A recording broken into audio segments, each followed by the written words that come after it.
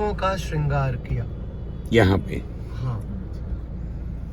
और यहाँ ठाकुर जी की नित्य बिहार स्थली है, ये रासलीला नित्य होती है यहाँ अच्छा। ठाकुर जी की। कुसुम माने पुष्प, तो एक कुसुम का पुष्प भी होता है, तो कुसुम के पुष्पों से ठाकुर जी ने यहाँ राधा रानी का श्रृंगार किया।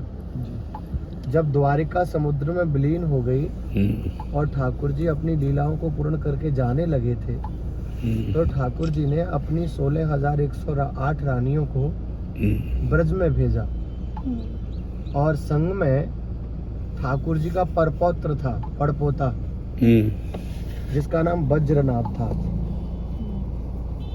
वज्रनाभ अपनी परदादियों को लेकर के यहाँ आए थे और जहाँ जहाँ ठाकुर जी ने ब्रज में लीलाएं की थी, उन सब लीला स्थलों का जीर्णोद्धार करवाया उन्होंने।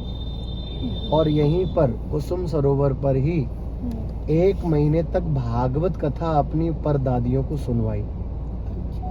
महर्षि सांडिल्य के मुख द्वारा 1 महीने तक भागवत कथा का यहाँ पर आयोजन हुआ और उस आयोजन में श्री उद्धव जी महाराज भी प्रकट हुए। परीक्षित जी भी आए थे, परंतु परीक्षित जी को राज्य के किसी कार्यवश जाना पड़ा। बहुत दुखी हुए थे, बीच में से जा रहे थे तो, लेकिन जाना पड़ा। और उद्धव जी ने उनको कहा था कि परीक्षित, भागवत तो तुम्हारे नाम से ही जानी जाएगी, दुखी मत हो, तुम्हें अवश्य कथा सुनने को मिलेगी, तुम्हारे नाम से ही विख्यात होगी कथा।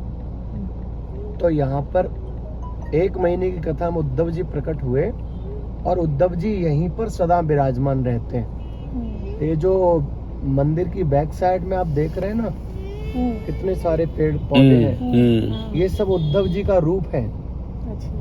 यहाँ से उस साइड भी परिक्रमा मार्ग है, तो उस साइड परिक्रमा मार्ग में उद्धव कुंड है और ये कुसुम सरोवर है। कुसुम सरोवर और उद्धव कुंड के बीच में जितने भी वृक्ष हैं, लता पताए हैं, वो सब उद्धव जी का रूप है।